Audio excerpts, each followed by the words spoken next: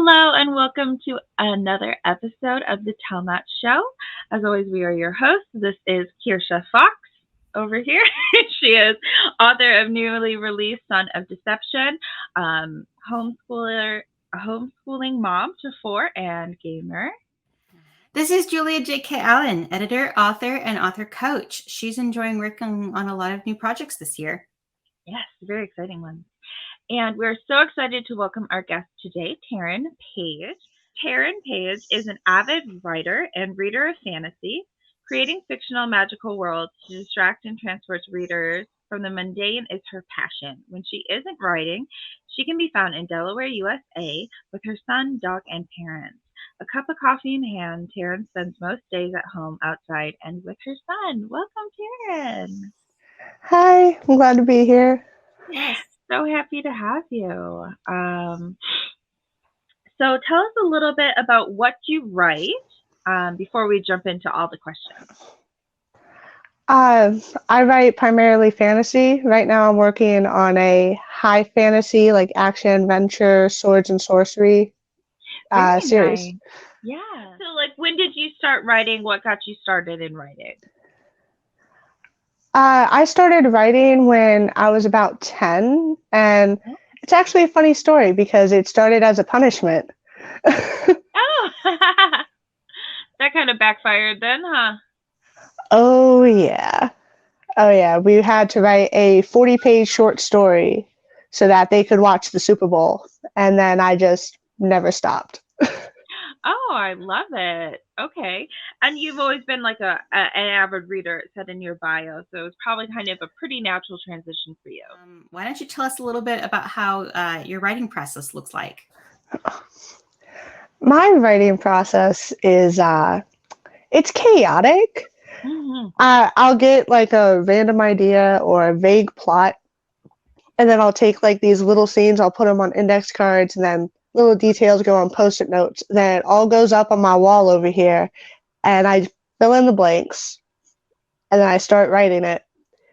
And if it doesn't pass the vibe check, I will scrap the entire thing and start over.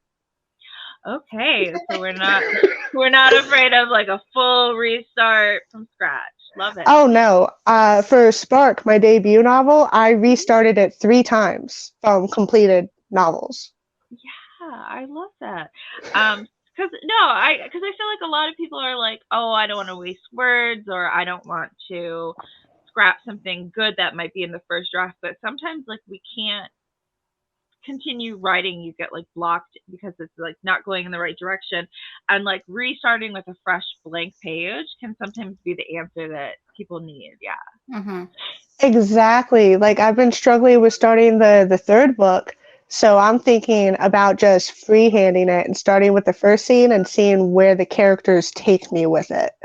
Mm-hmm. Right. Because right now it's not working. Yeah. Usually when I get stuck, that's a signal that I have taken a wrong turn somewhere, and I will go back to the last place I really felt good and just redo it. So. Right. There's something very nice about like writing by hand too. I wrote my first two books by hand, and it ended up driving me crazy because like transcribing it onto the computer was not fun, and not my favorite thing. But there is something that like it activates a different part of your creativity, I feel like, when you write by hand. Oh, I can totally agree with that. Mm-hmm. Yeah. It's slower, more thoughtful. You're right. It puts you in a different place in your mind. Right. Yeah.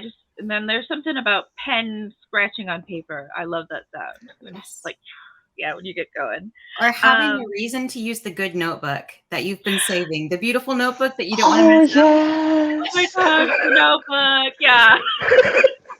I think all writers have like at least 5 notebooks we have like that are like, this completely is for blank. a good project. I'm saving it because we're afraid to ruin it. Yeah. Doesn't stop you from buying another notebook though when you see a pretty one. No, never. That is like my weakness is collecting notebooks. We started cleaning the house, and so I was like finding where I like stashed them, and I had like a whole tote bag just full of blank notebooks that I were like, these are so pretty though. This is my support pile of blank notebooks. Right, my support pile. I love that. Yeah. So you're a pretty new author from what I understand. You have your debut book that came out, but what are some things that you've overcome so far as a new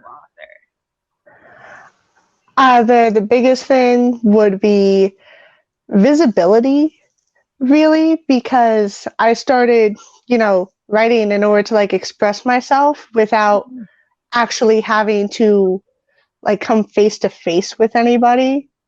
So like having my work be seen and myself be seen was, it's hard, but it's necessary. Mm-hmm. For sure. I think that a lot of us authors are lean more on the introverted side for a lot of us. So that can definitely be a struggle to suddenly have to be in the limelight. Mm-hmm. We have to come on shows and promote ourselves and promote our books. And, we're putting out TikToks and Instagrams and Facebook posts and Twitters and just having to not only sell your books, but you as well. It's definitely inspires a lot of personal growth. What are some things that you found helped you to become more of that person in front of the camera, not just writing behind the page? To just basically stop caring how I look. Yeah. Because it felt ridiculous to be talking to a phone and making videos and acting like there were people there. Mm-hmm. It was like this huge mental block in my head. So I just stopped caring about how ridiculous I thought I looked. Right. And just went with it. Right. I love that so much. Yeah, I think that's important though, because when I first started, I would be so self-conscious making a TikTok or something, and then it's like nobody knows I'm just talking to my phone. When they see the TikTok, they think I'm just talking. So right? I love that you, I love that you overcame that for sure. So, what advice would you give someone who is starting to write out their book and they kind of want to know more about world building? Because I've had the great honor of actually reading your work and I love it. And one thing that I just love is your ability to world build all of these really rich cultures and city scenes and scapes. So, if a new author was coming to you, what advice would you give them about that? Sorry, it's a really big question. So yeah. So advice for somebody to for their world building. Something I heard a long time ago was only put in the stuff that's relevant to your character or to the plot. If your character is an archer on top of, a castle battlement, they're not going to care that there's a sale over at the tailor's place so that you can, bring in clothing styles and stuff like that. Right. You know what I mean? But they might care that their favorite, pastry chef down there is having a sale. Mm-hmm. Get into the food that way. But yeah, everything relevancy to character and plot. And if you're really struggling with it, maybe just try starting small with urban or paranormal fantasy where the world's mostly based off of ours, but with some fantastical elements. That's good. Yeah. Advice. I do love a good hidden behind our world moment myself, as a reader and a writer. That can be a lot of fun to take what we see as ordinary and make it kind of extraordinary, but it's also a nice way of doing world building without doing all the behind the scenes stuff, because world building is a lot like backstory where it's 10% of it makes it into the novel, but we know the whole 100% behind the scenes too. Mm-hmm. Yeah. For sure. So I know one of your strengths you said, particularly with world building, was crafting different religions for your story. So can you tell us a little bit about how you go about that?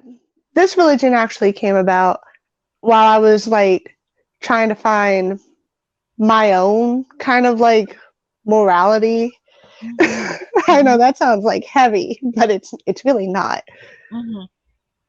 So this religion called pluralism is based off of like my personal moral code, which is also just happens to be full of hypocrisy, which I get to have a lot of fun with.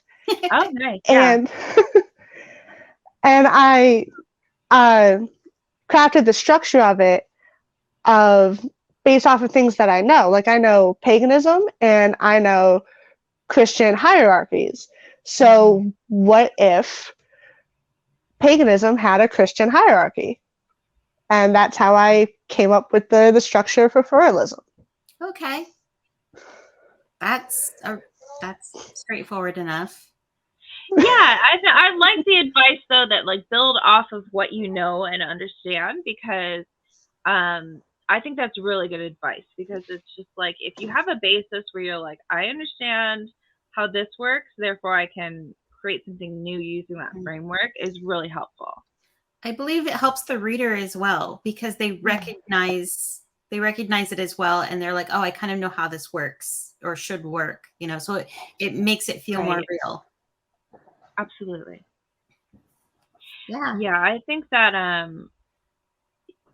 when we subconsciously like can understand something like story structure, like a lot of your average consumer of media doesn't know all about the 3-act structure, but we can kind of recognize like, oh, this is the point of the movie where something's going to happen, because like we anticipate it because we've consumed the media. We kind of subconsciously understand the underworking structures. You might not know what's wrong with a movie, but if it's not hitting its beats, you're going to notice. Absolutely. You don't have the vocabulary for it. All right. Yeah. So what are some tricky parts of determining your stories, histories, and religion and peoples? Filling in the blanks between big events, because the big events are always the first thing that come to mind, but the civilization is still, expanding. Society is still moving forward. Like, how did we get from point A to point B to point C? There's all these little actions taking place in between, and you don't know how important they could be. Right. Those pesky middle parts. Right, the snagging middle where you're just like, oh, I need to fill this space. Actually, I got a workbook, How to Create History by A. Trevenagh. Oh, nice. This is a great resource for creating and keeping track of your history.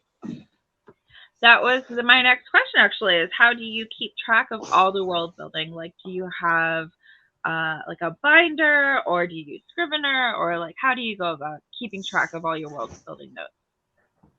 I create what my mother dubs a Bible, which is all the itty bitty details of my stories, including their histories, their cultures, their religions. And I'm extra, so I print everything out and I put it into these little mini binders. Nice. Yeah. I love a good binder though for things like that, because like I used to just write all my notes in a notebook and be like, if I can keep track of one notebook, I'll be good. And then I'd be like, oh, what page was that on? I used to do the same thing. Right. And trying to organize it was just a nightmare. So I was like, no, binders. Yeah. Yeah. Because binders work so much better. I just have a searchable document, so I can type in the thing that I'm looking for, and it takes me right there. Oh, that's really convenient too. If it's on my computer, I'm also not going to lose it the same way I might lose my notebook, because I'm always losing my notebooks. Right. That's a good point. Yeah. Yeah, I feel like people are definitely solidly in the analog or the like digital camps, where it's just like analog never works for them, or digital or analog only works for them. I just like feeling it in my hands and being able to flip through the pages. Yeah. There is something nice about like physically searching for like that factoid you need. Yeah. What is your favorite part of writing and being a writer? The discovery. Half the time I just have a vague idea of what's going to happen in this scene or this chapter, and all the little details that you learn from it, or you think you wrote your character into a corner and they find some way out of it. Like that happened in Spark too. I didn't know that they all had their little escape routes in the house and everything until I accidentally wrote her into a corner, and she was just like, "What are you talking about? I have a way out." Yes. Nice. Yeah. She's like, yeah. She's like, who do you think I am? Of course I would have an escape route. You're like, oh, so you do. Like, I love it when Exactly. Contingencies. Yeah. I really, no, that's awesome. I feel like that is definitely like one of the most exciting things for me as a writer as well, is when I'm figuring out like, but what happens next, or how do they get out of this scrape or the other. That can be like definitely one of the more fun parts of writing. How about a least favorite part of writing? Getting rid of my crutches. Okay, I have a thing for lighting and eyes, but you can't use it constantly over and over and over again. But I have to when I'm actually writing to like set the scene. I always focus on the lighting. So then when I go back and edit, I have to figure out a new way to describe some scenes because it can't all focus on the lighting. Gotcha.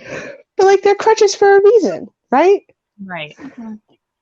Whatever helps the first draft get written, I feel like is always acceptable, right? They're rough drafts for a reason, and you can always change things around. I always hate because like I will come up with like a turn of phrase or a description, and I'm like, oh, that's so good, and then I realize like I wrote that like 3 chapters ago, and I'm just repeating it this way. Oh, I've done that. I hate when I forget like the gems I write and then think I wrote a gem, and then I'm like, no, I already said that. Yeah, I've done that too. Right. Yeah. Or when I hate it when you write a gem, but for some reason you have to delete it. Like it doesn't fit, it doesn't work, and you're just like, but no. I know. I never truly delete anything. I have like a separate document. Like I have 2 separate documents. One's called like Graveyard because it's like should never see the light of day again. And the one's called Leftovers. And that one I will go through like sometimes and just be like, oh, let me read these like snippets from other stories, because sometimes you can use that idea or it'll spark like an idea in your new story where you can be like, that didn't work for this book, but actually it could work for this. You mentioned you wrote several versions of your first book. Do you still have those early versions like tucked away somewhere for either reference, or are they totally destroyed? Oh no, of course I still have them. Okay. That just gave me more anxiety. No. They're tucked away in a safe place. When I heard an interview from an author, and he talked about how he hated his rough drafts so badly that when he was done with his book, he took his rough draft and he threw it in the fire. And then he stopped and he's like, wait, that was my first copy of my book and it's gone now. And he felt this huge regret. And so I think that really stuck with me of, oh yeah, it was ugly and warty and imperfect, but that's part of your own writing history. Right. So when people say, yeah, I just completely threw it away, I deleted the whole thing, I go, oh, but how? Yeah. I'm far too I don't even permanently delete scenes. I compile them into a document called deleted scenes. Absolutely, same here. So right. Oh goodness. Yeah, I know, like the anxiety level just like thinking about throwing things away is too high for me. I am so sentimental. Yeah. I don't even throw away notebooks. I have a trunk full of notebooks over here. There's like almost 30 of them. I've been collecting them since I was 10 or 12. Right. I have all my old journals, even my old day planners for the year. I put them away in the box. Yes, so do I. Past years and see what I was doing at a particular date. Oh yeah. What is some writing advice that you thought was really helpful for you? Write for yourself and edit for the masses. Your first draft is just for your eyes only. The second draft, you need to have that ready for somebody else to see. That is very good advice. I like that a lot. Yeah. I think that might be a new way of putting it that I hadn't heard before. Write for yourself first and then edit for the masses. Yeah, that's really good. That is good advice. I like it. Can you tell us a little bit more about the influences in your writing and your stories that you tell?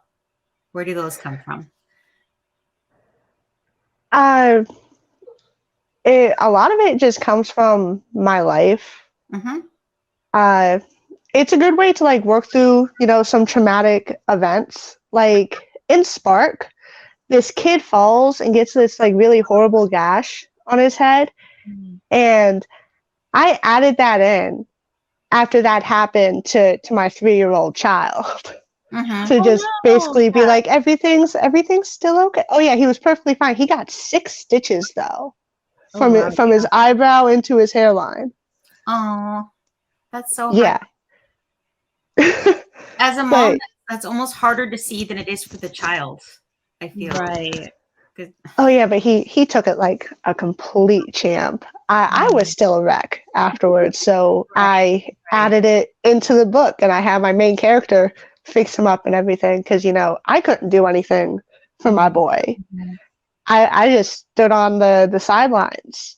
Right. But my character took care of the entire situation. Yeah. No, writing can be very therapeutic to like put our own little experiences in, for sure. Yes, I have noticed certain themes come up in my own writing that I have to stop and think, why does this keep coming back? Why does this plot keep coming back? Is there something I need to talk to my therapist about? Right. I know. Why do I keep putting my main character in the same situation over and over again? What am I trying to tell myself? Yeah, totally, totally relate to what do I need to talk to my therapist about? That's like, that should be the little motto for my life. I feel like. Do you ever struggle with writer's block? And if so, what do you do to kind of beat that back? Whenever I hit writer's block, a good 9 times out of 10, it's because something just isn't working with that scene or that next bit I'm trying to write. So most of the time I just give it to my characters, and I'm just like, where are we going from here, guys? As long as we get to where the next scene is supposed to start, I don't care what you do right here. Just hit the main plot points. I don't care how it happens. And then, the other 1/10 of the time, that's like depression or something. And you just do a little self-care day. Right. You got to refill your cup so you have something to pour out onto the page, for sure. Exactly. Yeah. Yeah, I think that's good advice, because we don't always give ourselves a day off when we need to. And being able to recognize that, like, oh yeah, maybe today's not a writing day, and being able to just focus on taking care of yourself is really great advice. Yeah, it's something that gets overlooked a lot, especially, as an indie author, where we're expected to do literally everything. Yes. It can be hard to give yourself permission to just sit down with some hot cocoa and watch a movie and just chill and exist for a minute. Right. Yes. But you need it, to keep the mindset in order to keep going. Yes. Right. As an indie author, even as a mom, sometimes it's hard to let yourself just be still when your brain is going, but you should be doing all these other things right now. Right. It reminds me of that meme I love that's just like, it's talking about like not productive today, and then it's like, oh, so we're resting, and it's like, no rest, only guilt. No rest, only It's guilt. like, oh, that's so true though, that a lot of times we like don't allow ourselves just to even have a day where we're like, I'm not going to do anything today, and that's okay. Like, it's so hard to say that sometimes, though. Oh yeah, it's hard. It's not easy, but it's necessary. Absolutely. 100%. Right. What has been your most significant writing victory so far? finally finishing the first book after, restarting it 3 times and actually being happy with it. For the most part, it's still getting tweaked, but the main bit of it is good enough. Mm-hmm. I consider that an accomplishment. Thank you. Absolutely so important as an indie author to step back and be like, it is good enough. Right. That's right. That's a hard place Yeah. to do. It is because, like, there's a point where it's like, one brush stroke too many on the painting, or one too many edits where we're just like, am I actually making this better or am I just editing? So I think that, knowing when to stop editing is probably the best skill an author can get. It's just like knowing when it's like, okay, that's good enough. We're gonna just leave it there. Oh yeah, I fully agree with you on that one. You get paralyzed and you'll never put anything out if you can't Right. let it, let it go. let it go. Yeah. Because, like I said, there's a point when you're painting that it's just like, oh, I should not have done that last brush stroke or put that new color on, and so it's just recognizing when it's like, okay, we're gonna leave it as it is because I could work on this for the rest of my life. It what actually made me come to that conclusion about accepting just being good enough, not always seeking perfection and falling into over editing and all of that, is this book Atomic Habits by James Clear, where he's talking about the difference between being in motion versus taking action, which they sound like similar things, right? But being in motion is more the theorizing of being in action, wherein being in action is actually doing the action. So if you find yourself, like editing just for the sake of editing, you're no longer taking an action, you're just in motion. So you feel like you're making progress so that you don't move on to the next step. Right. You know what I mean? That does make sense. You can kind of, like your brain creates happy chemicals when you feel like you're being productive, but are you being productive or are you just grinding? Yeah. Do you mean this book? Yes! That's I funny. love that book. I have heard of that book. I want to say it's in my TBR, probably in that pile in the corner. So I love that all three of us have that book. I have yet to read it, but I will get to it. Yeah. Do you have a favorite author or book, and why? Okay, this is going to sound strange, but my favorite book is not by my favorite author. Not strange. You're not the first to say that, actually. My favorite author is James Patterson, just for his versatility. That man can write anything he wants, and it works. But my favorite book is The Host by Stephanie Myers, which I don't believe she actually wrote it, but that's a rant for another day. But The Host by Stephanie Myers has a beautiful message. Its writing style is so beautiful. It literally transports you into the story. But then the main character is telling stories to the other characters about the other worlds that she's been on, and you get transported into those stories. So it's like storyception. And I've read it like 5 times, and every time I get to that one part, I have to put the book down because I'm crying too hard to see the page. Oh, wow. It's a beautiful book. Yeah, that's a great recommendation. I always love like a good rousing review like that where you're just like, it had me in tears. I had to literally put the book down. You can't go wrong with that. I really loved that book because I grew up reading Animorphs, which is a story about these slug-like aliens that go into your ear and they take over your brain and you're their host. And so when I was reading The Host, I was like, oh, this is like Animorphs, but like for grown-ups. But for grown-ups. Yeah. Oh gosh, I love that. Yeah. But it's from like the aliens' perspective, which I really liked. So you can see the humans where they're fighting back and being invaded, and then you get the aliens' perspective as well. This is how we're created, and this is how we survive. And Right. Right? Like, can you fault them for just existing? And this is just how they exist and how they survive? Like, yeah, it steals your complete bodily autonomy and consciousness, but they're just trying to live. mm-hmm. And plus, they made society so much better. And I loved her naming mechanisms too. You get Mr. Burns, who was previously a host in the fire creatures, and then like crystal spires and just all these naming mechanisms. Yes. They had to adopt the names of the last creature that they were infesting, which is not a nice word, but right. But I mean, it's just like we don't fault the lion for eating the gazelle, but right. Yeah, so it's an interesting quandary to be like, what do we do when they're just existing, but they are taking so much from us? Like, yeah, that's really interesting to think about. I love that. I love that question.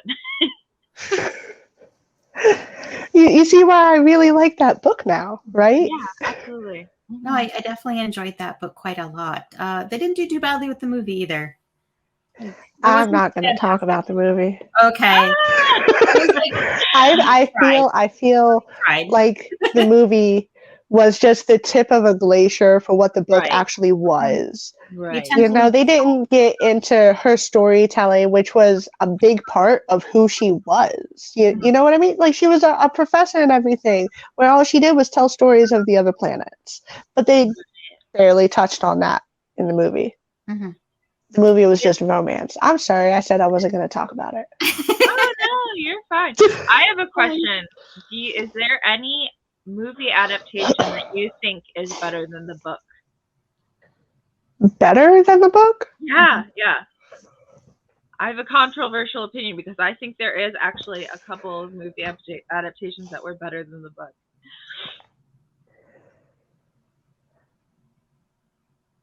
I cannot think of one, but if I had to choose, I would say Mockingjay. Okay. All right. I can respect that. Yeah. There's two of mine that stand out the most. But Silver Linings Playbook. And I hate to say this because I really did enjoy the book. It's not a bad book. But it's like Silver Linings Playbook, and what they did with the movie is like they almost like added more just because the actings are so good, right? The actors are so good. We have some really awesome people in the movie, and they were able to add like a depth to the character where the book is meant to be more like kind of skimming the surface, and like you find it funny because it's like it's from the guy's perspective, and he's just like everything's positive and everything's great, and then you find out like, oh, all this crap happened in the background. So that's one movie where I actually enjoyed the movie more than the book, not because the book was bad, but just because the movie was so good. And the second one is not because the book is bad as well. It's just the book is so different in how they tell the story, is Howl's Moving Castle. I absolutely adore the Miyazaki adaptation of it, and it's one of my favorite things ever.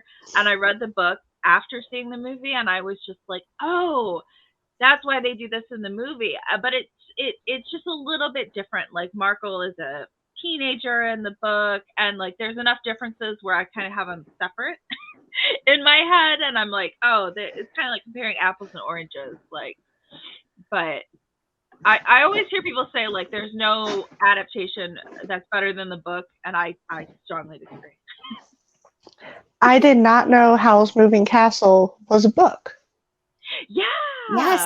Yes, it is. Diana Wynne Jones. It's a good book. It is really good. I don't mean to like poo-poo on it at all. It's very different. It's just very different. Yeah. There was a whole different. I'm gonna have to get that. I 100% recommend the book. There's a series of them. I have only read the first book, but they're on my TBR, and yeah, it's a fun little world with how you read it. Yeah. You may have just given me my next binge. Yay! Always happy to do that for people. Right. More reading, more writing. Yeah. Okay. And then we asked this question from all of our guests. What is writing advice that you hate? Or anything that says should. Right. Anything that says you should do this or you shouldn't do that, because that's poppycock. Mm-hmm. There's no one right way, and there's no like definite no's except plagiarism and pirating. Right. But you can do whatever you want, whatever works for you. Whoever says should, just I don't deal with them. Yeah. No, totally understand, because like, yeah, there's one of the things we always say on the show is there's more than one way up a mountain, because we really do believe that, for sure. Yeah, that's our whole motto, our whole thing. Yeah. So we do want to give you the opportunity to tell us like where we can find you online, and also if you have any announcements or want to tell us about your debut book a little bit more. And I do believe that you do editing as well. Like that's one of your services that you offer, right? Yes, I do developmental editing whenever it works into my own schedule. Mm-hmm. Nice. It hasn't been doing too good, but probably because of my marketing. Once again, yeah, it's very hard to sell ourselves as authors. Yeah. Yes. Here's a right, chance. But I haven't had a bad customer. Yeah. Yeah. So yeah, where can we find you online? Tell us a little bit about your book and your editing services. Yeah.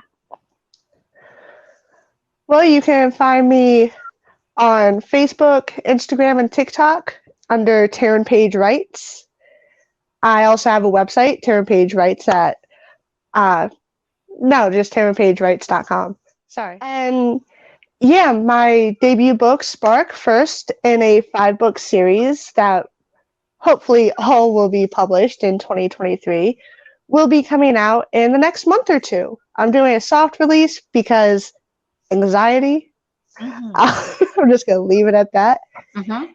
And I also do developmental editing. And you can request those services, a quote, or just a conversation through the contact form on my website, TarynPageWrites.com. Mm-hmm. And I can absolutely recommend Taryn Page as a developmental editor. She is just amazing. I've worked with her a little bit on my books, and she's blows my mind with her attention to detail and all the little things that she catches. It's probably worth every penny that you're going to spend on her.